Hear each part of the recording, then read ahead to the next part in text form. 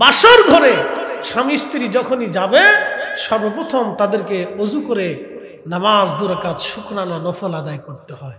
2 স্বামী স্ত্রী একসাথে নামাজ পড়ে আল্লাহর দরবারে ওই দিন যাহা সব ইয়া রাব্বি, আমরা আমাদের জীবনের প্রথম রাত শুরু হচ্ছে, আল্লাহ আমাদের এই বন্ধনটাকে তুমি আজীবন পর্যন্ত মজবুত রাখো এবং জান্নাত পর্যন্ত আমাদেরকে স্থায়ী করে দিও। সুবহানাল্লাহ। এটা মনে রাখবেন, রাত্রিবেলা এইভাবে দোয়া করতে হয়। খালি কুকু কাকু কুকু কাকু, মানে দেশটার পাগল বানাই ফেলছে একবার। ডেক্সের দুটো বাজায় দেখলে কুকু কুকু কুকু কুকু কুকু কুকু, এর কুকু কুকু আওয়াজে সারা গ্রামের মানুষ ঘুমাইতে পারে না। কি কথা কর না, এগুলো শয়তানের লারে, শয়তানের লারে কুকু কুকু কুকু কুকু কুকু কুকু কুকু কুকু, এই তো চলতেছে, এই সারা শয়তানের লারে। আচ্ছা, আপনাদেরকে একটা কথা বলি, জবাব দিবেন তো। বিবাহ তো একটা পবিত্র বন্ধন। আমার মা বাবার বিবাহের মাধ্যমে কিন্তু আমার পরিচয় হয়েছে। আমি হালাল জাদা না হারাম জাদা, এটি কিন্তু আমার বাবা মার বৈবাহিক মাধ্যমে আমার পরিচয় হয়েছে। কথা ঠিক কিনা? আমি মা পাইছি, বাবা পাইছি, ভাই পাইছি, বোন পাইছি, আমি ভাতিজা পাইছি, ভাগ্নে পাইছি, চাচা পাইছি, ফুফু পাইছি, খালা পাইছি। আমার জীবনে সব পাইছি আমার বাবা মারে দিয়ে। বিবাহটাকে আপনারা কোনো পুতুল খেলা মনে করবেন না। এটা একটা জীবনের পবিত্র বন্ধন, একজন মানুষের সারা জীবনের অনেক বড় পরিচয়। অতএব স্বামী স্ত্রীর এই বিবাহটাকে আপনারা ছোট করে দেখার কোনো সুযোগ নেই। এই স্বামী স্ত্রীর বন্ধনটাকে আপনাকে দেখতে হবে খুব মজবুত করে, এবং এটা শুরু করতে হবে একবারে পবিত্রতার মাধ্যম দিয়ে। এটা অপবিত্র দিয়ে শুরু করেন, তাহলে শেষ পর্যন্ত এই অপবিত্রতা থাকবে। এটা শুরুটা অপবিত্র দিয়ে করতে হবে। বলে কি দিয়ে? আল্লাহ রসুলের সুন্নাহ, আল্লাহর নবীর নিয়মতান্ত্রিক পদ্ধতি দিয়ে। কি কথা কর না কেন? আমাদের দেশে সনাতন ধর্মে যারা বিশ্বাসী, তারা কি গোমূত্র খাওয়ায় না, গরু গোবর টবর খাওয়ায়, মুত খাওয়ায়, আর কি কি আছে, তারা তাদের ধর্ম অনুযায়ী করে। তারা তাদের ধর্ম অনুযায়ী বৈবাহিক করতেছে। মাঝে মাঝে দেখি পেশাবু খায়, আল্লাহ মাফ করে দিন, গরুর মুতও খায়। আচ্ছা বলুন তো, গরুর কি মুত খাওয়ার জিনিস? দুধ খেলে খেতে পারে, পেশাব কেন খাবে? এটা তো মানুষের একটা রুচিরও ব্যাপার স্যাপার আছে। কথার কোন ঠিক কিনা? আচ্ছা, আমাদের ধর্ম কি রুচিসম্মত না রুচিহীন? রুচিসম্মত। আমরা যেটা পরিশুদ্ধ, আল্লাহ সেটা আমাদেরকে খাইতে কইছে। কথা কোন ঠিক কিনা? পরিশুদ্ধ যেটা, আল্লাহ সেটা কি কইছে? আমাদেরকে খাইতে কইছে। অপরিশুদ্ধটা আল্লাহ আমাদেরকে খেতে বলে নাই, পরিশুদ্ধটাকে আল্লাহ খেতে বলছে। একসাথে বলবেন আল্লাহু আকবার। তো মনোযোগ দিয়ে, আমাদের দেশে বিবাহে অনেক কাজী বিয়ে পড়ায়, কিন্তু মুইতেও পানি নেই না। কি কথা কন না কেন? অনেক কাজী আছে পেশাব করে পানি নেয় না, এত ধরেই না আগে গোসল করাবেন। বাপ তুই আগে গোসল কর। কারণ এই পবিত্রতার বন্ধন কিন্তু 2-1 দিনের জন্য না। আমি আবার বলতেছি, আপনাদের সবার পরিচয় হয়েছে কিন্তু এই বন্ধনের জন্য। কি কথা কন না কেন? আপনার ওই সন্তানের পরিচয়টাও কিন্তু এই বন্ধনের জন্য হয়েছে। অতএব এটাকে আপনারা ছোট করে দেখার সুযোগ নাই। কি কুকু কুকু কুকু, এইটা দিয়ে না, এইটা দিয়ে চালাবেন না। সর্বপ্রথম এটা পবিত্রতার মাধ্যমে রাসূল পাকের সুন্নাহ পদ্ধতি দিয়ে, তারপরে দোয়া দুরূদ দিয়ে পবিত্রতার মাধ্যমে এটা শুরু করতে হয়। বাসর করে গেলেও শুকরানা 2 রাকাত নফল নামাজ পড়তে হয়। ও কুকু কাকু শুনবে না, নামাজই পড়বে। হ্যাঁ, ও কুকু কাকু চলতেছে, ওর ঘরের কোনায় কুকু কাকু চলতেছে, কুকু কাকু দেখবে না নামাজ পড়বে। বাসর ঘরে যেও স্বামী স্ত্রীকে শুকরানা 2 রাকাত নামাজ পড়ে আল্লাহর কাছে দোয়া করতে হয়। ওই রাতের দোয়াটা আল্লাহ কবুল করে। শিখাই দিয়ে যায়। লজ্জা শরমের তো কিছু নাই। আমাদের ছেলে পেলেরা তো ওগুলো বুঝেই না, ও খালি কুকু কাকু বুঝে, আর খালি চিন্তা করে বউ নিয়ে হানিমুনে যাও, ঘুরতে যাওয়া, যাও ঘুরতে যাওয়ার অসুবিধা নেই। তুমি ঘুরতে যাও, আসমানে যাও না, পাহাড়ে যাও না, জমিনে যাও না, সাগরের নিচে যাও, যাও, সমস্যা নেই। এই বছরে শুধু দেখলাম যে এই ইসকন আইসা হিন্দু মুসলমানের ভিতরে একটা তফাৎ দূরত্ব তৈরি করার চেষ্টা করতেছে। কথা কোন ঠিক কিনা? আমরা কিন্তু একসাথে ব্যবসা বাণিজ্য, রাজনীতি, মিলামেশা, চলাফেরা, উঠা বসা, সামাজিকতা সব একসাথে চলতেছে। তাদের দোকানে আমরা খাই, আমরা তাদের দোকানে খাই, খাইতেছি না ভাই? চলতেছে না? কিন্তু সেদিন তার ইস্কনের এই তাদের কি ইস্কনের এই তারা কি বলে, প্রভু বলে না কি বলে, যাক সে তার বক্তব্য দেখলাম, সে বলতেছে যে মুসলমানের দোকানে খাবেন কিন্তু 3টে জিনিস খাবেন না। চিন্তা করেন তো, মুসলমানের দোকানে খাবেন 3টে জিনিস খাবেন না। কি খাবেন না? কেউ গরু গোশত খাবেন না, খাসির গোশত খাবেন না, মুরগির গোশত খাবেন না। তাহলে কি খাবেন? এইগুলি হলো উস্কানি বক্তব্য। আজও পর্যন্ত আমরা কি কোনোদিন কোনো ওয়াজে বলছি ভাই হিন্দুর দোকান থেকে আপনারা খায়েন না, হিন্দুর দোকান থেকে কিনেন না? আচ্ছা বলেন তো, মুসলমানরা যদি হিন্দুর দোকানে না কিনে তাহলে হিন্দুর দোকানে কিনবে কি? কি কথা কন না কেন? আমরা যদি তাদের সাথে ব্যবসা না করি তাহলে তারা কার সাথে ব্যবসা করবে? কি কথা কন না কেন? আমরা কিন্তু এগুলো বলি না। এগুলো উগ্রতার বিষ তারা ছড়াইতেছে, এটা আমরা হতে দিতে পারি না। এটা অসাম্প্রদায়িক আমরা বাংলাদেশ। কথা কন ঠিক কিনা? এগুলো সাম্প্রদায়িকতা আমরা কখনো মেনে নিতে পারি না, এটা হতে পারে না। তো যাই হোক, মনোযোগ দিয়ে, এই যে পবিত্র কোরআনুল কারীম আল্লাহ নাজিল করছেন, এই পবিত্র কালামে সাহাবায়ে কিরাম সম্পর্কে আল্লাহ একটা শব্দ উচ্চারণ করেছেন, রাদিয়াল্লাহু আনহুম ওয়া রাদু আন। আমি আল্লাহ তাদের উপরে রাজি, সন্তুষ্ট, তারাও আমি আল্লাহর উপরে সন্তুষ্ট। একসাথে বলবেন আল্লাহু আকবার। সাহাবীদের উপরে আল্লাহ সন্তুষ্ট। সাহাবীদের উপরে কে সন্তুষ্ট? আল্লাহ সন্তুষ্ট। কেন?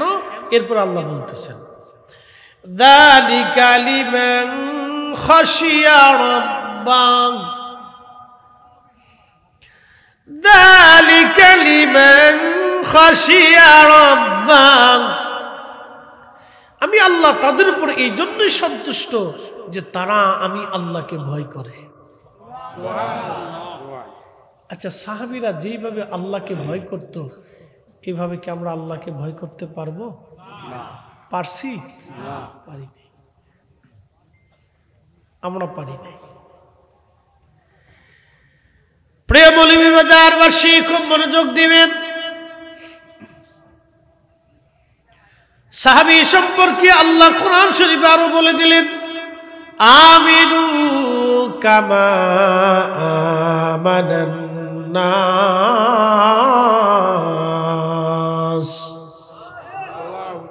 একবারে সূরা বাকারার প্রথম দিকে আল্লাহ এই শব্দগুলি উচ্চারণ করছেন। দেখেন, আল্লাহ বললেন, ওয়া ইযা কিলা লাহুম, আমি যখন তাদেরকে বললাম আমিনু, তোমরা ঈমান আনো। কিভাবে? কামা আমানান নাস, এই নাস দিয়ে সাহাবায়ে কিরাম বুঝিয়েছেন যে আমার রাসূলের সাহাবীরা যেইভাবে ঈমান আনছে তোমরা সেইভাবে ঈমান আনো। একসাথে বলবেন আল্লাহু আকবার। আমাদের দেশে একদল আছেন, তারা বলেন আমরা সাহাবীদেরকে সত্যের মাপকাঠি মানি না। আমাদের দেশে আছে, তারা ধর্মভিত্তিক রাজনীতি করে থাকেন, সেটা তাদের বিষয়। কিন্তু দেখেন কত বড় ভুল সিদ্ধান্ত।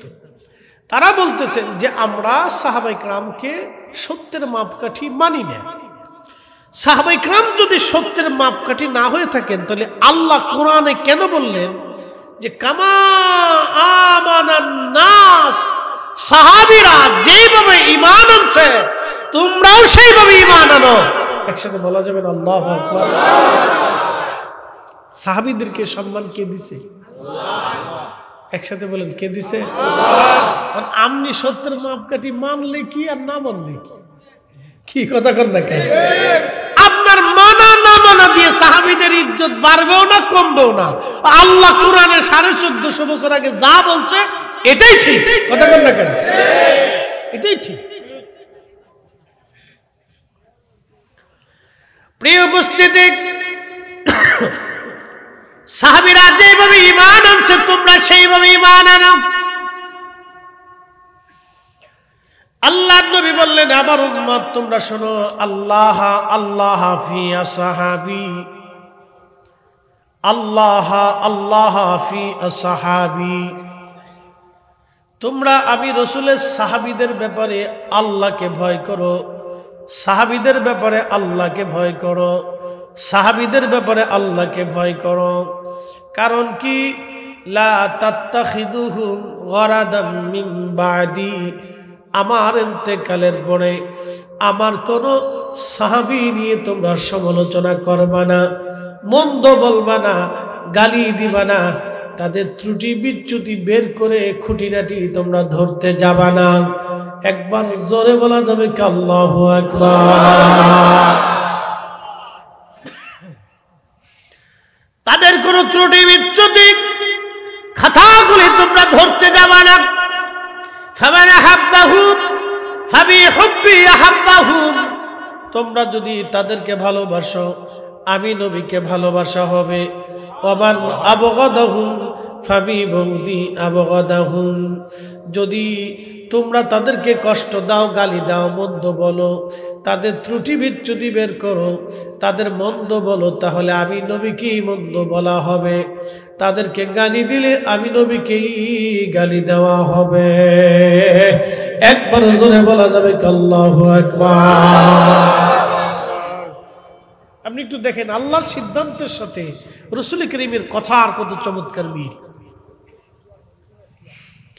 সেই দিন মুনাফিক বেঈমান কাফেররা বলল, ক্বালু আনুমিনু কামা আমানাস সুফাহা,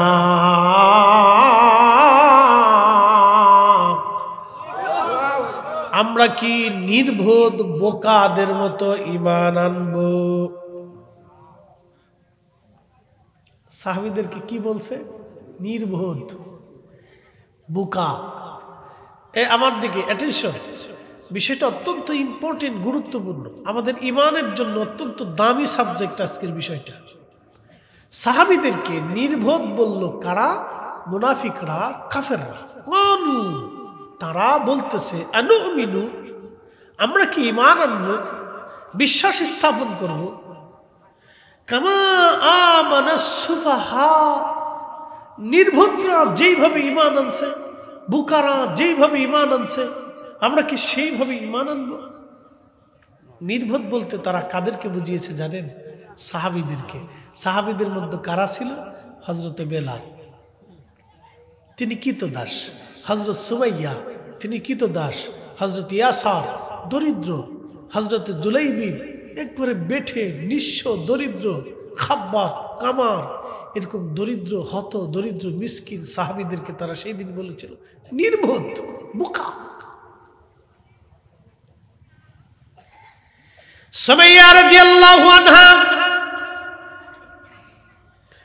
যখন তিনি বিশ্বাস স্থাপন করলেন, লা ইলাহা ইল্লাল্লাহ, আল্লাহ ছাড়া কোনো ইলাহা নাই, আল্লাহ ছাড়া কোনো মাবুদ নাই, মুহাম্মাদুর রাসূলুল্লাহ, মুহাম্মদ সাল্লাল্লাহু আলাইহি সাল্লাম আল্লাহর রাসূল, আল্লাহর হাবিব, এই কথা বলে যখন বিশ্বাস গ্রহণ করলেন, তখন আবু জেহেলের লোকেরা তাকে ধরে নিয়ে গেল। দেখেন সাহাবীদের ঈমান আপনি বুঝেন। আবু জেহেল তাকে ধরে নিয়ে গেল, হাত পা গুলি বেঁধে ফেলল। আবু জেহেল বলতেছে, সুমাইয়া তুই কি কালেমা ছাড়বি বেটা? এ সুমাইয়া, এ দাসী, তুই কি কালেমা ছাড়বি? হযরত সুমাইয়া তখন কি তো দাসী ছিলেন, সমাজের দাসীদের কোনো মূল্য ছিল না। এরে সুমাইয়া, কালেমা ছাড়বি না জীবন দিবি? হযরত সুমাইয়া বললেন, আবু জেহেল, জীবনের সব দিয়ে দিতে পারি, ঈমান দেব না, ঈমান দেব না। একবার জোরে বলা যাবে কি আল্লাহু আকবার।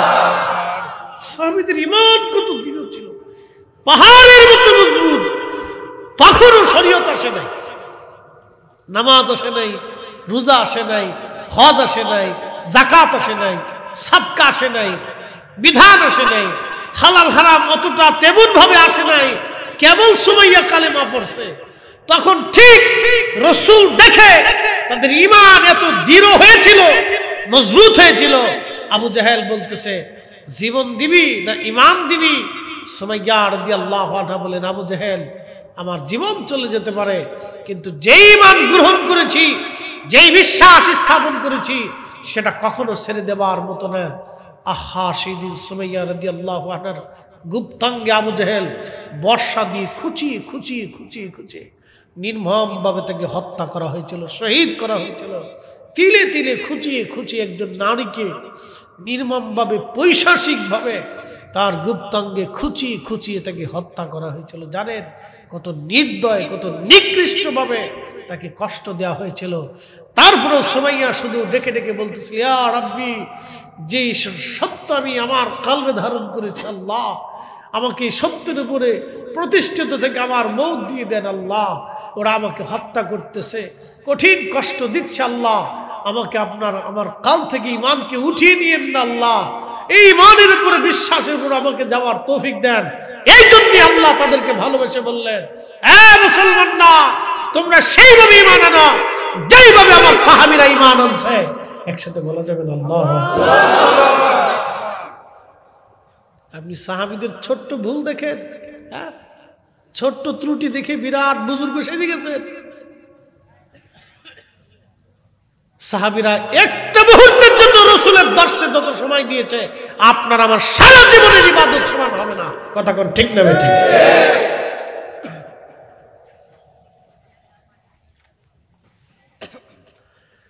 প্রিয় উপস্থিতি, মৌলভীবাজারবাসী, হযরত সুমাইয়া জীবন দিয়ে দিলেন, শহীদ হয়ে গেলেন সুমাইয়া, কিন্তু কালেমা দেন নাই, ঈমান ছাড়েন নাই। সুমাইয়ার স্বামী হযরত ইয়াসারকে ধরে আনা হলো। হযরত ইয়াসারকে ধরে এনে তার পা বাঁধা হলো, হাত বাঁধা হলো, দুই পায়ের মধ্যে রশি বেঁধে হযরত ইয়াসারকে দুই উটের গলার মধ্যে বেঁধে দিয়ে উট দুইটা দুই দিকে ছেড়ে দেয়া হলো। আবু জাহেল বলল, ইয়াসার, তোমার স্ত্রী সুমাইয়াকে শহীদ করে দিয়েছি, তুই যদি বাঁচতে চাস তো কালেমা ছেড়ে দে। হযরত ইয়াসার ডাক দে বলল, আবু জাহেল, জীবনের সব দিয়ে দিতে পারি, কিন্তু ঈমান দেব না। তখনও দেখেন নামাজ, রোজা, জিকির ফিকির কিছুই নাজিল হয় নাই। ইসলামের প্রথম সময় কত দৃঢ় ঈমান, কত কঠিন ঈমান, উহুদ পাহাড়ের মতো শক্ত ঈমানের অধিকারী হযরত সুমাইয়া রাদিয়াল্লাহু আনহার স্বামী হযরত ইয়াসার রাদিয়াল্লাহু আনহু, তিনার দুই উট দুই দিকে ছেড়ে দেওয়া হলো, উট দৌড়াইতে লাগলো। হযরত ইয়াসারের মাঝখান থেকে ছিঁড়ে ছিঁড়ে ফেরে ফেরে একজন মানুষ দুইটা খণ্ডে বিভক্ত হয়ে গেল। ঈমান দিল না, জীবন দিয়ে শহীদ হয়ে আসার প্রমাণ করে গেল, ইয়া রাসূলুল্লাহ, ইয়া রাসূলুল্লাহ, ভালোবাসি। তিনার স্ত্রী চোখের সামনে শহীদ হলো, তার একটা সন্তান আব্দুল্লাহকেও হত্যা করা হলো। পরিবারে শুধু হযরত আম্মার রাদিয়াল্লাহু আনহু ব্যতীত সবাইকে তারা সেদিন হত্যা করে ফেললো। তারা কাউকে বাঁচতে দেয় নাই, সেদিন জীবন দিয়ে দিল হযরত ইয়াসার। জীবন দিয়ে প্রমাণ করে গেল, ইয়া রাসূলুল্লাহ, ভালোবাসি। কালেমার জন্য জীবন দিয়ে গেল হযরত ইয়াসার। হযরত সুমাইয়া রাদিয়াল্লাহু আনহা স্বামী আর স্ত্রী একসঙ্গে জীবন দিয়েছিলেন। এই জন্য সাহাবীদের মতো ঈমান আনতে আল্লাহ কোরআনে বলে দিয়েছেন। আল্লাহ নবী বললেন, লা তাত্তাখিযুহুম গরাদাম মিন বাদি, আমার ইন্তেকালের পরে আমার কোন সাহাবীর সমালোচনা তোমরা করবে না, কোন সাহাবীর ত্রুটি ধরবে না, বিচ্যুতি ধরবে না, খাতা ধরবে না, ভুল ধরবে না, তাদের ত্রুটি বিচ্যুতি বের করবে না। একবার জোরে বলা যাবে আল্লাহু আকবার। রাসূলের আরেকজন ছোট্ট সাহাবীর জীবনী আপনাদেরকে শোনাই। এইভাবে কত সাহাবী নিজের জীবন দিয়ে দিলেন, সন্তান দিয়ে দিলেন। একটু চিন্তা করেন, বদরের প্রান্তরে সাহাবীরা জীবন দিয়ে দিলেন, উহুদে সাহাবীরা জীবন দিয়ে দিলেন, খন্দকে সাহাবীরা জীবন দিলেন, খাইবারে সাহাবীরা জীবন দিলেন, হুনাইনে সাহাবীরা জীবন দিলেন। মুতান প্রান্তরে সাহাবীরা জীবন দিলেন, মক্কা বিজয়ে সাহাবীরা জীবন দিলেন, বহু যুদ্ধে সাহাবীদের জীবন চলে গেল, তারপরও সাহাবীরা ঈমান ত্যাগ করেন নাই, রাসূল ছেড়ে দেন নাই, নবীর দরজা ছেড়ে দেন নাই।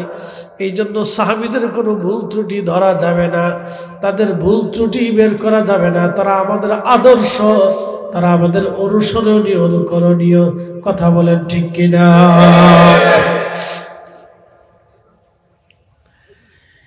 আল্লাহ নবীর একজন সাহাবী ছিলেন, তার নাম হযরত জুলাইবিব।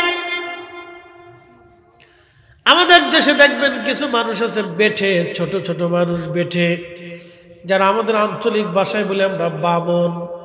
তো জুলাইবিব বেঠে ছিলেন, ছোট্টকালে তিনি হারিয়ে গেলেন, খুঁজে পাওয়া যায় না জুলাইবিবকে, বাবা মা থেকে হারিয়ে গেলেন তিনি।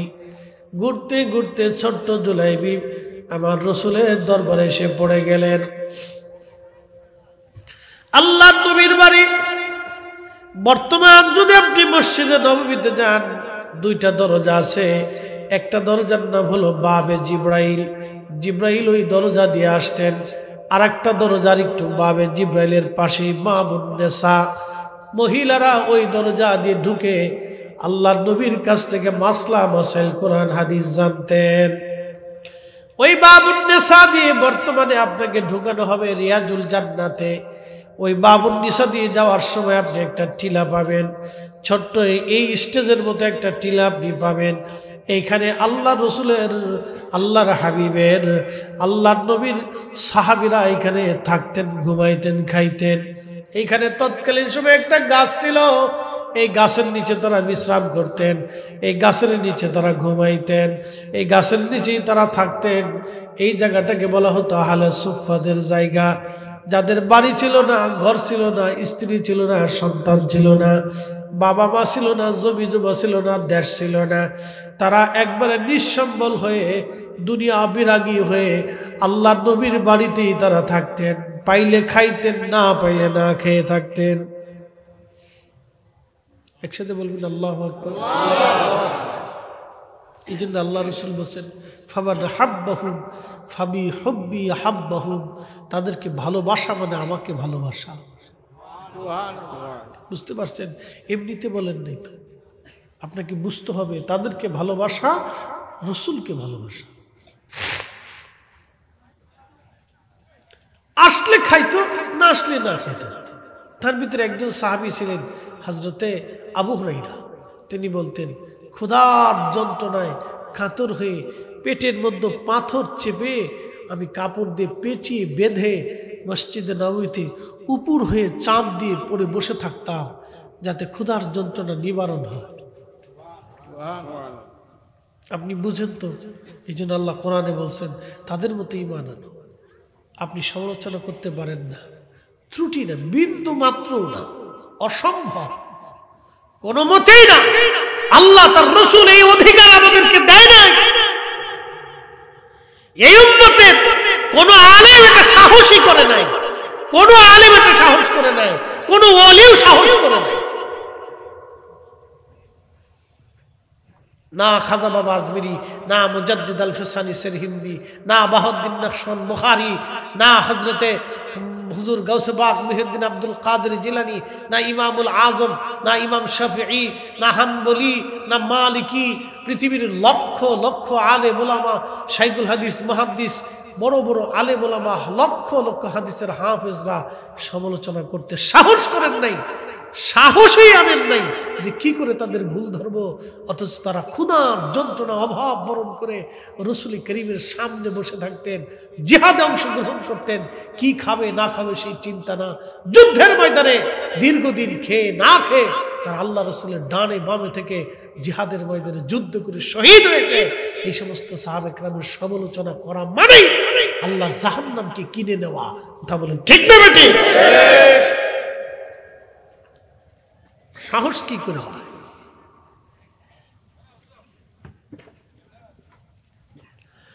প্রিয় উপস্থিতি, মনোযোগ দিয়ে কথাগুলি শুনে যাবেন। আল্লাহ তাদের ব্যাপারে বলে দিলেন, আমি আল্লাহ তাদের উপরে খুশি। খুশি, তারা আমি আল্লাহর উপরে খুশি। ছোট্ট সাহাবী জুলাইবিবের ছোট্ট জীবনী আপনাদেরকে শোনাই দিয়ে যায় রসুল প্রেম কাকে বলে। দেখেন, হযরত জুলাইবিব ঘুরে ঘুরে নবীর দরবারে পড়ে গেলেন, ওই আহলে সুফফার সাহাবী হয়ে গেলেন।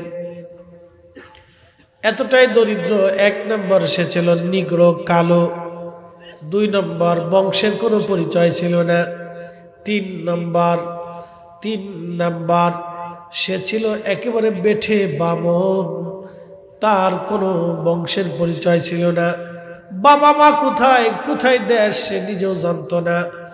রসুলের সাহাবী জুলাইবিব রাদিয়াল্লাহু আনহু আহলে সুফফার সাহাবী হয়ে খেয়ে না খেয়ে আমার রসুলের দরবারে ধীরে ধীরে ধীরে ধীরে বড় হতে লাগলেন। ধীরে ধীরে বড় হচ্ছে। প্রিয় নবীজি যৌবনে পদার্পণ করার পরে নবী বলেন, জুলাইবিব তোমাকে তো বিয়ে দিতে চাই। জুলাইবিব ডাক দিয়ে বলেন, ইয়া রাসূলুল্লাহি আমারও তো বিয়ে দিবেন হুজুর।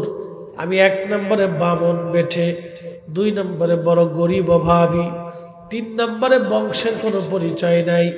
ইয়া রাসূলুল্লাহ 4 নম্বর আমি নিগ্র, কালো।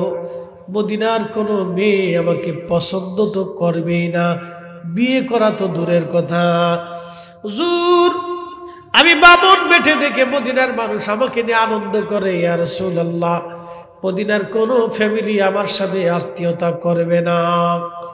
আল্লাহর নবী ডাক দিয়ে বলেন, জুলাইবিব তোমার বিবাহের দেওয়ার দায়িত্ব আমার, তোমার ছোট্ট একটা সংসারের প্রয়োজন।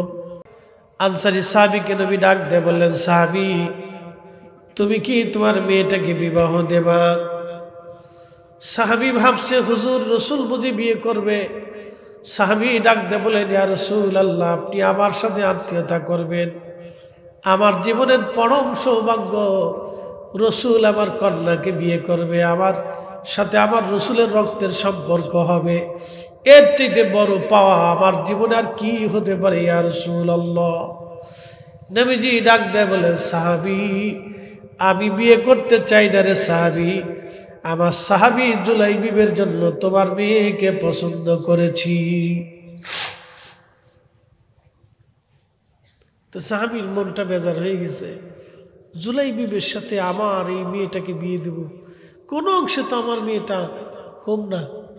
আমি মদিনার সম্ভ্রান্ত পরিবার, আমার মেয়ে খুব সুন্দর বংশীয় অর্থবিত্ত, জুলাইবিব একটা গরিব হত দরিদ্র, মানে নিগ্র, কালো, বেঠে, বামন, এরপরে তার বংশের কোনো পরিচয় নাই।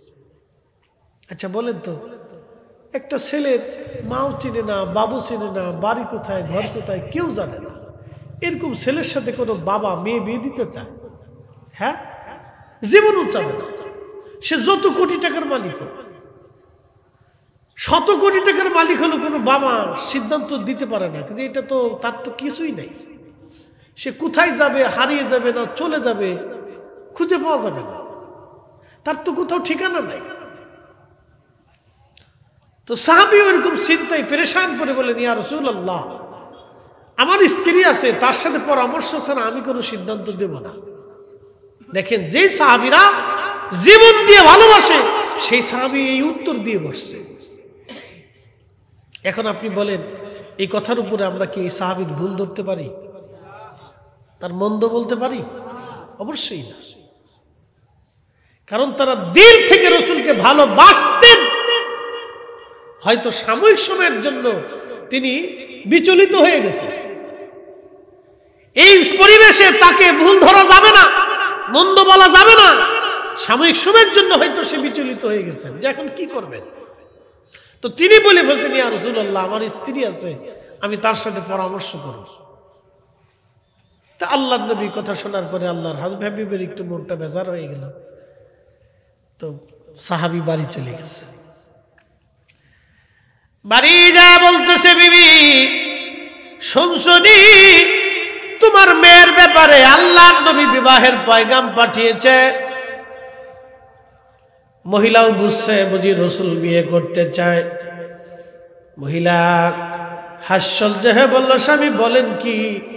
আল্লাহর নবী আমার সঙ্গে আত্মীয়তা করবে, এর চাইতে পরম সৌভাগ্য আমার জীবনে আর কি হতে পারে?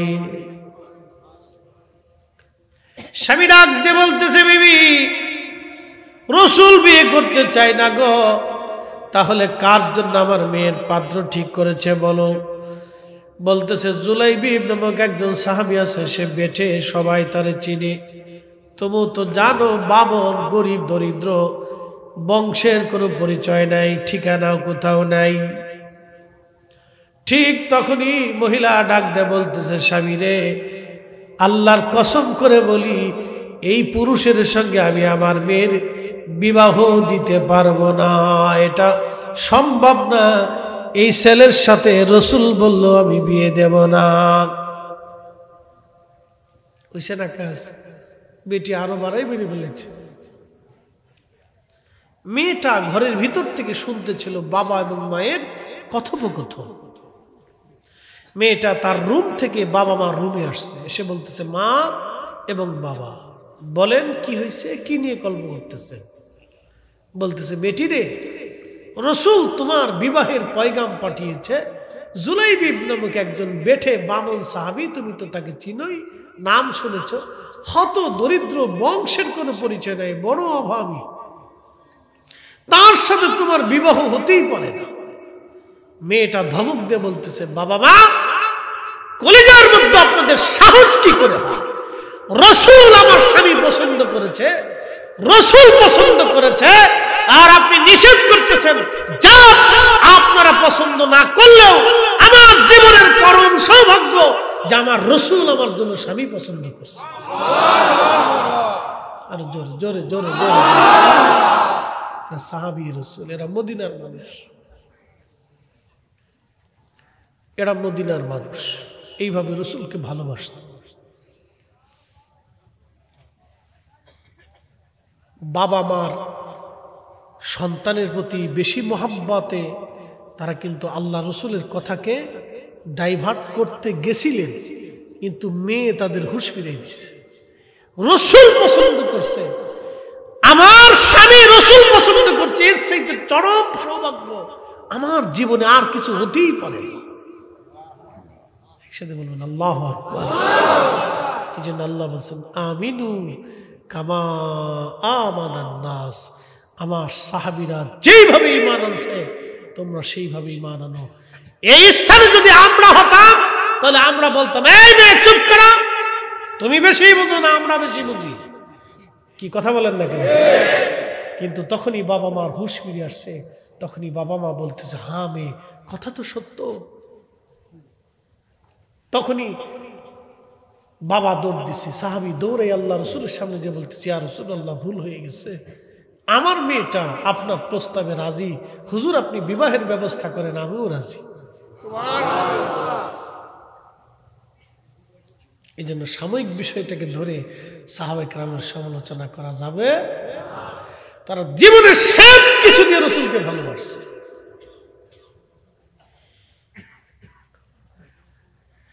ঠিক তখনই আল্লাহর নবী ডাক দিছে, জুলাইবিব, তোমার বিবাহের সামানা জোগাড় করো। এখনকার দিনের মতো এত বিরাট আয়োজনে বিবাহের ব্যবস্থা ছিল না। আল্লাহর নবী, আল্লাহর হাবিব সাহাবীকে ডাক দেয়, বলেন, জুলাইবিব, তুমি বিবাহের সামানা জোগাড় করো। সাহাবী গরিব মানুষ ছিলেন, হত দরিদ্র, অনেক কষ্ট করে তিনি বিবাহের সামানা জোগাড় করলেন। ধনী ধনী সাহাবীরা কিছু কিছু দিয়ে দিয়ে দিয়ে দিয়ে তার বিবাহের ব্যবস্থা হয়ে গেল। বিবাহের যখন ব্যবস্থা হলো, আল্লাহর নবী বিবাহ পড়াইলেন মসজিদের ভিতরে, ইজাব কবুল হয়ে গেল। নবীজি খেজুর ছিটে সবাইকে খাওয়াইলেন, সবাইকে খেজুর খাওয়াইলেন, অর্থাৎ আল্লাহর নবী সবাইকে খেজুর দিলেন, মিষ্টান্ন হিসেবে খেজুর আল্লাহর নবী খাওয়াইলেন। আল্লাহর হাবিব খেজুর খাওয়ানোর পরে নবীজি ডাক দিয়ে বলতেছে, সাহাবীরা, জিহাদের দামামা বেজে গেছে, যুদ্ধের দামামা বেজে গেছে, তোমরা আমার সাথে কারা কারা যুদ্ধে যাবা চলে আসো। দেখেন জুলাইবিবের কেবল বিয়ে হলো, হযরত জুলাইবিব রাদিয়াল্লাহু আনহু যখনই শুনতে পারলেন আল্লাহর নবী নিজে জিহাদের ময়দানে চলে যাবে, জুলাইবিব চিন্তা করলেন না যে নবীর জন্য জীবন পাইলাম, সংসার পাইলাম, স্ত্রী পাইলাম, শ্বশুর বাড়ি পাইলাম, আত্মীয়তার বন্ধন পাইলাম, ওই নবী জিহাদের ময়দানে চলে যাবে আর আমি শ্বশুর বাড়ি ঘুরে বেড়াবো, ভালো মন্দ খেয়ে বেড়াবো, তা হবে না, তা হবে না। আমি রসুলের সঙ্গে জিহাদের ময়দানে চলে যাব। হযরত জুলাইবিব বউ রেখে দিয়ে জিহাদের ময়দানে আমার রসুলের সঙ্গে চলে গেল। একবার জোরে বলা যাবে কি আল্লাহু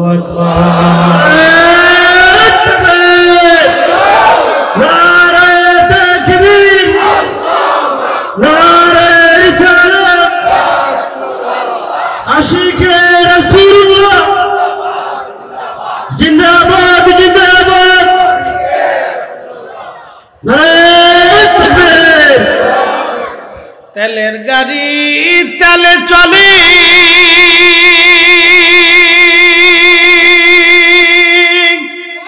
হাওয়ার গাড়ি হাওয়ায় উড়ে, বিনা তেলে চালাই গাড়ি নবী সুলাইমান। আমরা সেই মুসলমান, আমরা সেই মুসলমান। আল্লাহুম্মা সাল্লি আলা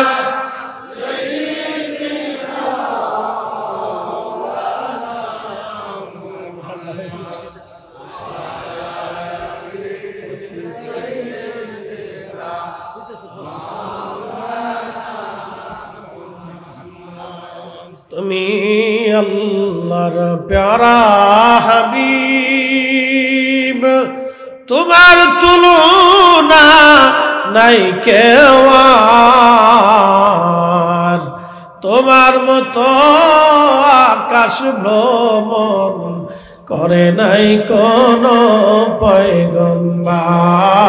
আল্লাহুম্মা সাল্লি আহা মাশাআল্লাহ।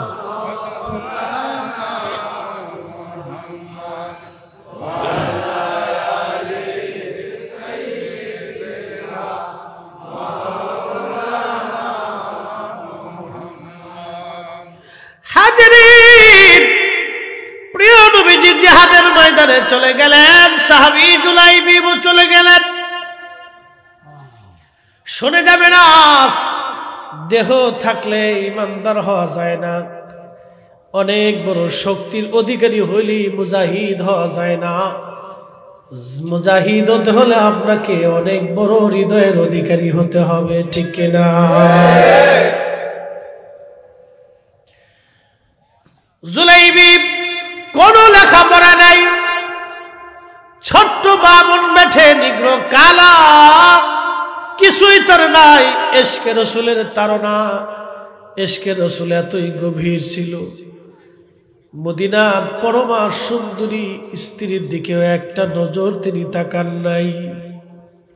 একটাই বক্তব্য, রসুল জিহাদের ময়দানে চলে যাবে আর আমি জুলাইবিব শ্বশুর বাড়ি কাটাবো, তাহা হয় না। আমি রসুলের সঙ্গে জিহাদের ময়দানে চললাম। চলে গেলেন জুলাইবিব জিহাদের ময়দানে, যুদ্ধের ময়দানে চলে গেলেন। ইমাম ইবনু কাসির, তাফসীর ইবনু কাসিরের মধ্যে এসেছে, প্রচন্ড যুদ্ধ হলো, প্রচন্ড জিহাদে বহু সাহাবী শহীদ হয়ে গেলে। আহা, বহু সাহাবী শহীদ হয়ে গেলেন প্রচন্ড জিহাদে, বহু সাহাবী শহীদ হয়ে গেলেন। বহু সাহাবী শহীদ হয়ে যাওয়ার পরে, নবীজি যুদ্ধের ময়দান শেষ হয়ে যাওয়ার পরে আল্লাহর হাবিব সাহাবীদেরকে ডাক দিয়ে বলেন, সাহাবীরা রে, তোমরা সমস্ত লাশগুলি, সমস্ত জেসেমগুলি নিয়ে আসো, কবর খনন করো। আমি আজকে সবাইকে দাফন কাফন করে আমরা মদিনার দিকে রওনা হয়ে যাব। সমস্ত শহীদ সাহাবীদের লাশগুলি উঠিয়ে উঠিয়ে সাহাবীরা কাতার করে রাখলেন। আল্লাহর নবী চেহারার উপর থেকে সবার মুখ খুলে খুলে দেখতে লাগলেন। সবার নজর একটা বার করে দেখে দেখে নবীজি বিদায় জানাইতে লাগলেন। কবর খনন করা হচ্ছে। সবার লাশ দেখার পরে নবীজি বললেন, সাহাবীরা রে, সবার লাশ কি তোমরা আনছো? সাহাবীরা বলেন, হ্যাঁ ইয়া রাসূলুল্লাহ, সবার লাশ আমরা নিয়ে আসছি। নবীজি ডেকে বলে, সাহাবীরা রে, সবার লাশ তো আনছো, কিন্তু আমার জুলাইবিব রে দেখা যায় না কেন? আমার জুলাইবিব কোথায় আছে বলো? বলে, হুজুর আপনার জুলাইবিব শহীদ হয়ে গেছে। নবীজি ডাক দে বলে, সাহাবীরা রে, সারা ময়দান তন্ন তন্ন করে খুঁজো, আমার জুলাইবিবের লাশ নিয়ে আসো। কোথায় দেখো? আমার জুলাইবিব শহীদ হয়ে পড়ে আছে, দেখো। সারা ময়দান তন্ন তন্ন করে খুঁজতে খুঁজতে সাহাবীরা দেখলেন 7টা কাফেরের লাশ পড়ে আছে। এই 7টা কাফেরের লাশের নিচে জুলাইবিবের লাশ পড়ে আছে। ছোট্ট সাহাবী, 7টা লাশের ভিড়ে তাকে দেখা যাইতেছিল না। সাহাবীরা তাকে নিচ থেকে বের করে টেনে নিয়ে আসলেন, কাঁধে করে আবার রাসূলের সামনে বসায় ফেলে শোয়ায় রাখলেন। আল্লাহ নবীজির চোখ বে বে বে বে পানি পড়ে পড়ে দাড়ি ভিজে যাচ্ছিল। বলতেছিলেন, সাহাবীরা রে, মা হারা, বাবা হারা, সংসার হারা, জীবন হারা ছোট্ট জুলাইবিব আমার দরবারে বড় হয়েছে। খেয়ে না খেয়ে আমার জুলাইবিব আমার বাড়ি বড় হয়েছে। মদিনার সবচেয়ে সম্ভ্রান্ত পরিবার, সুন্দরী মেয়ে দেখে আমি বিয়ে দিয়েছি। আমার জুলাইবিব বাসর ঘর না করে আমি রাসূলের প্রেমে পড়ে এই ময়দানে আমার সঙ্গে জিহাদে চলে আসছে। আমার জুলাইবিব আজকে শহীদ। সাহাবীরা, সবার লাশ তোমরা দাফন করবা, কিন্তু আমি নবী আজকে নিজে কাঁধে করে আমার জুলাইবিবের লাশ নিয়ে আমি নবী নিজে আজকে দাফন করব। চিৎকার করে জোরে বলেন, ইয়া রাসূলুল্লাহ। সাহাবীরা বলতেছেন, সবার লাশ কবরে নামানো হলো, নবীজি নিজে কাঁধে করে জুলাইবিবের লাশ। একসাথে বলবেন কি আল্লাহু আকবার। জুলাইবিবের লাশ নবী নিজে কাঁধে নিয়েছে। উম্মতের লাশ নবীর কাঁধে, রাসূল নিজে কাঁধে করে জুলাইবিবকে নিয়ে হেঁটে হেঁটে কবরের দিকে যাইতেছিলেন। চোখের পানি বেয়ে বেয়ে পড়তে লাগতেছে। সাহাবীরা রে, আমার জুলাইবিবকে মদিনার সুন্দরী মেয়ে দেখে বিবাহ দিয়েছি। সাহাবীরা, আমার জুলাইবিব সব ফালায় বৈদরে সে শহীদ হয়ে গেছে। হে রাসূল, তোমায় ভালোবাসি, অন্তরে শুধু মুখে নয়, জান্নাতের আশায় নয় হে রাসূল, জাহান্নামকেও ডরি না।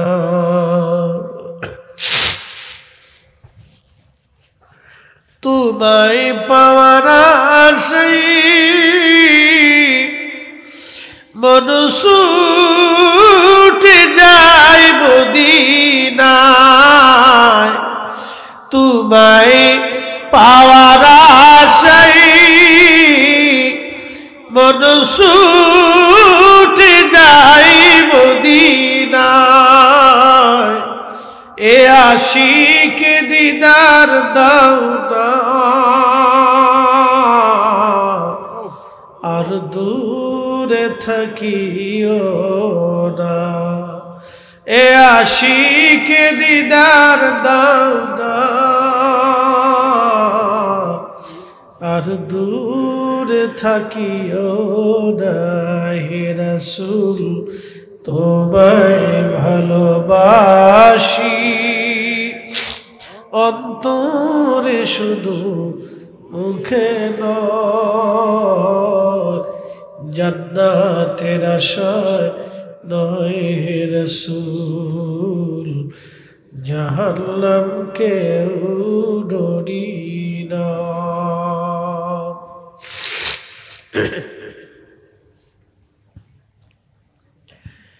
জুলাইবিবকে দাফন করে নবী চলে আসছে। যেই মেয়েটা রাসূলের কথায় জুলাইবিবের মতো একজন বামন বেঠে মানুষকে বিয়ে করলো, আল্লাহর নবী মসজিদে নববীর মধ্যে বসে বসে কাঁদতেছিলেন, হাত বাড়িয়ে দোয়া করতেছিলেন, ইয়া রাব্বি, আমার কথায় একটা মেয়ে জুলাইবিবকে বিয়ে করলো, ইয়া আল্লাহ, আমার জুলাইবিব জিহাদের ময়দানে শহীদ হয়ে ঘুমিয়ে গেল। আল্লাহ, আমি রাসূল তোমার কাছে দোয়া করতেছি, ওই মেয়েটার জীবনকে বরকতময় করে দাও। আল্লাহ, তার জিন্দেগিকে তুমি বরকতময় করে দাও। আল্লাহ, তাকে সম্মানিত বানিয়ে দাও। এইভাবে নবী দোয়া করলেন। সারা মদিনায় এই দোয়ার খবর ছড়াইয়া গেল। মদিনার শত শত ধনী পরিবার থেকে ওই মেয়ের বিবাহের পয়গাম আসতে লাগলো। ইয়া রাসূলুল্লাহ, আপনি যদি বলেন যেই মেয়ের বরকতের জন্য রাসূল দোয়া করে দেয়, ওই মেয়েটাকে আমাদের পুত্রবধূ হিসেবে সংসারে দরকার। শত শত বিবাহের পয়গাম আসলো। একসাথে বলা যাবে আল্লাহু আকবার। মদিনার ভিতরে ওই নারী সবচেয়ে মর্যাদাবান হয়ে গেলেন, সম্মানিত হয়ে গেলেন। মদিনার ভিতরে এই মেয়ের মতো সম্মানিত মেয়ে আর কেউ ছিল না। আল্লাহ রাসূলের মহব্বতে কেউ যদি তার জীবনকে ব্যয় করে দেয়, দুনিয়াতে সম্মান বেড়ে যায়, আখিরাতে তার সম্মান বেড়ে যায়। এই জন্য রাসূলের কারণে সাহাবীদের মর্যাদা বেড়ে গেছে। অতএব সাহাবীদেরকে কষ্ট দেওয়া মানে নবীকে কষ্ট দেওয়া, সাহাবীদেরকে ভালোবাসা মানে রাসূলকে ভালোবাসা। কথা বলেন ঠিক কিনা? অতএব সাহাবীরা আল্লাহ রাসূলের দরবারে খুব মর্যাদাবান, এই উম্মতের সর্বশ্রেষ্ঠ ব্যক্তি। আমি বুঝতেই পারতেছেন, একজন সাহাবীর জীবনী শোনাইলাম। দেখেন, কোনো লেখাপড়া নাই, একটা বামন বেঠে কোথায় হারিয়ে আসছে, তার বংশ পর্যাদা কেউ খুঁজে পায় নাই, আর সে কোনোদিন তার বাবা মাকেও কোনোদিন খুঁজে পায় নাই, আর বাবা মাও তাকেও কোনোদিন খুঁজতে আসে নাই। যে একটা বামন বেঠে ছেলে হারিয়ে গেছে, ওর আর খোঁজ নেই। বুঝতে পারছেন? তো সেই সাহাবী জুলাইবিব রাদিয়াল্লাহু আনহু, আল্লাহ স্বর্ণাক্ষরে তার কথাগুলি লেখা আছে। তার সম্পর্কে কোরআনের একটা আয়াত আল্লাহ নাজিল করছে। একসাথে বলবেন আল্লাহু আকবার। এই মুহূর্তে আয়াতের কোন সূরার আয়াতটা আমার স্মরণে নেই। আয়াত আল্লাহ নাজিল করছে, তার তাফসীরে আমি তার জীবনের ঘটনাটা পড়ছিলাম। উপস্থিতি, এই জন্য আপনাদেরকে বলবো হাজিরিন, সাহাবীরা হচ্ছে সত্যের মাপকাঠি। কথা বলেন ঠিক কিনা? সাহাবীর নাম সত্যের মাপকাঠি। আল্লাহ নিজে তাদেরকে মাপকাঠি বানিয়ে দিয়েছে, আমি দেইনি। সাহেব কেবলা ফুলতুলি রাহিমাহুল্লাহ দেয়নি, আল্লাহ নিজে দিছে। কথা ঠিক কিনা? কোন পীর ওলি বুজুর্গ উলামা ফুদালা দেন নাই, দিয়েছেন আল্লাহ সরাসরি নিজে, এবং আল্লাহ রসুল দিয়ে গেছে। অতএব তাদের ব্যাপারে আমাদের বক্তব্য থাকবে সুস্পষ্ট। তারা উম্মতের শ্রেষ্ঠ ব্যক্তি। প্রিয় উপস্থিতি, এইভাবে অনেক সাহাবী, আমি কয়জনের কথা বলবো, কয়জনের নাম বলবো, অনেক সাহাবী। তার ভিতরে আরেকজন সাহাবীর কথা বলে দিয়েছে, শেষ। একসাথে বলেন তো আল্লাহু আকবার। আচ্ছা বলেন তো, আমরা অর্থ করি পাগল না? কথা কন না কেন? শ্রোতা বক্তা সবাই কিন্তু টাকা, কি জোরে বলেন? শ্রোতা বক্তা সবাই কি টাকার ভাগ? আমার বাদ দিইনি, কিন্তু আমি বড় পাগল। শ্রোতা বক্তা সবাই টাকার ভাগ। কেউ বউয়ের পাগল, কেউ বাচ্চার পাগল, কেউ জমির পাগল, এক একজনে এক এক নেশা। কেউ টাকা হইলে জমি রাখে, কেউ টাকা হইলে বাড়ি করে, কেউ টাকা হইলে গাড়ি কিনে। আবার আমরা যারা ইয়াং জেনারেশন ছোট পোলাপান আছে এরা সব মোটরসাইকেলের পাগল, ভালো একটা মোবাইলের পাগল। কি কথা কর না কেন? পুরুষরা হলো মোটরসাইকেলের পাগল আর মেয়েরা হলো ভালো একটা মোবাইল ফেলে পাগল, কেমনে টিকটক বানাইবো হেতার পাগল। ওরে বাপরে বাপ, সর্বনাশ! কি পরিমাণে যে বেহাপনা এটা বোঝা যায়। কি কথা কর না কেন? এটা চলতেছে আজকে। তো মনোযোগ দিয়ে, তো রসুলের একজন সাহাবী ছিলেন, তার নাম সালমান ফার্সি। 250 বছর জীবনে হায়াত পেয়েছে। না বাড়ি যে এখন গেছে মনে হলো, এখানে বলার দরকার নেই। কত বছর ভাই? 250 বছর। আমরা বাসন কত বছর? এখানে 100 বছর কেউ আছে ইউসুফ ভাই? 100 বছরে কেউ আসেনি? নাই। অর্থাৎ কাছাকাছি 80, 90, 95 এরকম, কিন্তু 100 বছর নাই। থাকলেও বুঝার কায়দা নেই। ধরেন 100 বছর নাই, তো 100 বছর আগে যারা দুনিয়াতে ছিল তারা সব কবরে চলে গেছে। আগামী 100 বছর পরে আমরাও কবরে চলে যাব। তো এই সাহাবীর হায়াত হলো 250 বছর। আল্লাহু আকবার। তো 250 বছরের জীবন যখন শেষ, তখন তিনি ইরাকের গভর্নর ছিলেন। প্রত্যেক মাসে 6000 দিরহাম বেতন পাইতেন। গভর্নরি ভাতা 6000 দিরহাম বেতন পাইতেন। তো যেই দিন বেতন পাইতেন তারপরের দিন সকালবেলা ফজরের নামাজ পড়ে ইরাকের যত গরিব মানুষ আছে সবাই ডাইকে নিয়ে সব গরিব মানুষের মধ্যে টাকাগুলি বন্টন করে দিতেন। আর আমাদের নেতারা খালি সুইস ব্যাংকে টাকা পাঠাবে আর বেগম পাড়া বাড়ি বানাবে। এই জন্য আমাদের কপালের কোনো পরিবর্তন হয় না। কথা কন না, ঠিক কিনা? কোনো পরিবর্তন নেই। ওর সাথে ইউরোপ, আমেরিকা, লন্ডন, ব্রিটেন যায় দেখেন, ওদের নেতারা 1 টাকা চুরি করে না, অথচ খ্রিস্টান। আর আমার নেতারা মুসলমান, চুরি করতে করতে জান শেষ, টাকার জান শেষ করে ফেলেছে।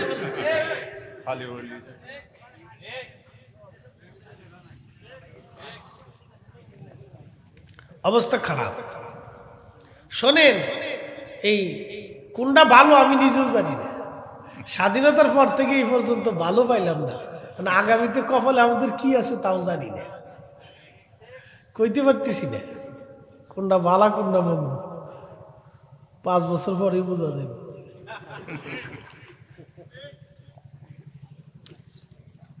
জালাত আছে। তো সালমান ফার্সি রাদিয়াল্লাহু আনহু ইন্তেকাল করার সময় খুব কাঁদতেছে। তো সাহাবে কেরাম বললেন, হুজুর, আল্লাহ রসুল আপনারা খুব ভালোবাসতেন, আপনি রসুলের খুব আশিক মর্যাদাবান সাহাবী, তো কাঁদতেছেন কেন? বলতেছে, বলো তো কিয়ামতের ময়দানে আমি রসুলের সামনে কোন চেহারা নিয়ে দাঁড়াবো? চিন্তা করেন তো, সাহাবী সাহাবী। এই জন্য আল্লাহ রসুল আল্লাহ আল্লাহ ফি আসহাবি, তোমরা সাহাবীদের ব্যাপারে আল্লাহকে ভয় করো। সাহাবী বলতেছে, আমি কিয়ামতের ময়দানে আমার রসুলের সামনে কোন চেহারা নিয়ে দাঁড়াবো বলো তো? বলে, কেন, কি হয়েছে? নবীজি দুনিয়ার থেকে যাওয়ার সময় সমস্ত সম্পদ আল্লাহর রাহে দান করে দিয়ে গেছে। আমি ইন্তেকালের সময় কত সম্পদ জমা হয়েছে, রসুল যদি জিজ্ঞাসা করে কি জবাব দিব বলো তো? তো বলতেছে, কি জমা হয়েছে? কয়, দেখো আমার মাথার পাগড়ি, আমার গায়ের জুব্বা, একটা আবা, একটা লাঠি, একটা ওই কাঠের পানির পিয়ালা, আর একটা কাঠের বাসন। কয় হাজার টাকার, কোটি টাকার সম্পদ। একটা কাঠের বাসন, আর একটা কাঠের পিয়ালা, আর একটা কাঠের লাঠি, আর একটা ফাগড়ি, আর একটা জুব্বা, আর এই জুব্বার উপরে যে আবা গায়ে দিছে না, আমার আগে সালি সাহেব যেটা আবা গায়ে দিছে না, ওই আবা। কয়শো কোটি টাকার মাল। কানতেছে। যালিকা লিমান খাশিয়া রাব্বা, তারা আল্লাহকে ভয় করত। যে আমি রসুলের সামনে কোন চেহারা নিয়ে দাঁড়াবো, হাই হাই জবাব কি দেবো আমি যদি রসুল আমাকে জিজ্ঞাসা করে? ভয় পাইতেছে, খুব কাঁদতেছে। সালমান ফার্সি ডাক দিয়ে বলেন, সাহাবীরা, আমার ইন্তেকালের পরে আমার জুব্বা দিয়ে, আমার আবার কাপড় দিয়ে তোমরা আমার কাফন দাফন করবা, কাফন বানাবা। বাকি বাকি সব যা থাকবে, আমার একটা পানির পেয়ালা, কাঠের পেয়ালা, হাতের লাঠি, আমার পাগড়ির অবশিষ্ট কাপড়, আমার জুব্বা এবং আমার অবশিষ্ট কাপড়, এই সবগুলি তোমরা গরিব মানুষের মাঝে দান করে দিবা। সাবধান, কোনো কিছু নিয়ে আমি কবরে যেতে চাই না। আমার রসুল সব কিছু আল্লাহর রাস্তায় দান করে দিয়ে কবরে চলে গেল, আমিও আল্লাহর রাস্তায় দান করে দিয়ে কবরে চলে যাব। আমি কিছুই নিয়ে কবরে যাব না। একবার জোরে বলা যাবে কি ইয়া রাসূলুল্লাহ? একবার জোরে বলেন আল্লাহু আকবার। তেলের গাড়ি তেলে চলি, হাওয়ার গাড়ি হাওয়ায় উড়ে, বিনা তেলে চালাই গাড়ি নবী সুলাইমান। আমরা সেই মুসলমান, আমরা সেই মুসলমান। আল্লাহুম্মা সাল্লি আলা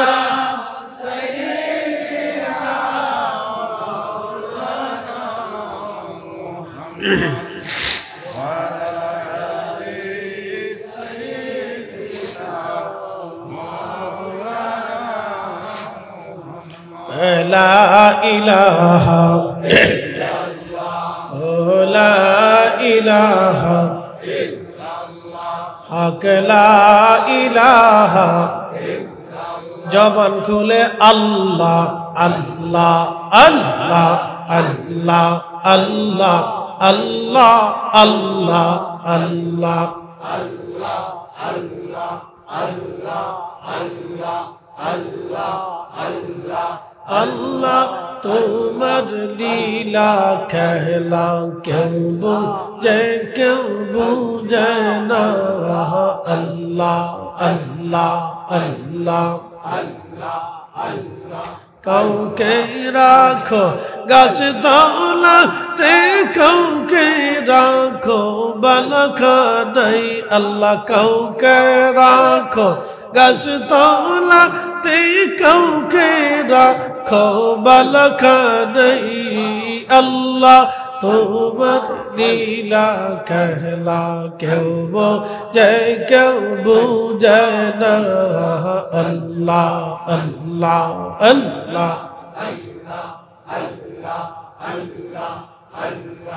ইব্রাহিম তোমার নবী ছিল, নমরুদের আগুনে ফেললো। ইব্রাহিম তোমার নবী ছিল, নমরুদের আগুনে ফেললো।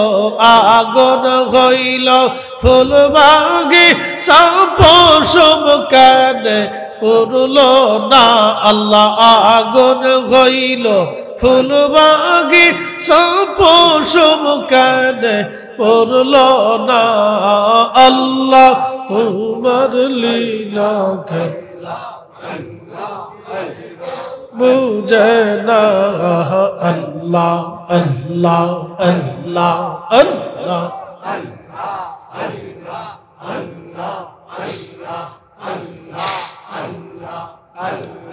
মুসা তোমার নবী ছিল, তোর পাহাড়ে সওয়াল করলো। মুসা তোমার নবী ছিল, তোর পাহাড়ে সওয়াল করলো।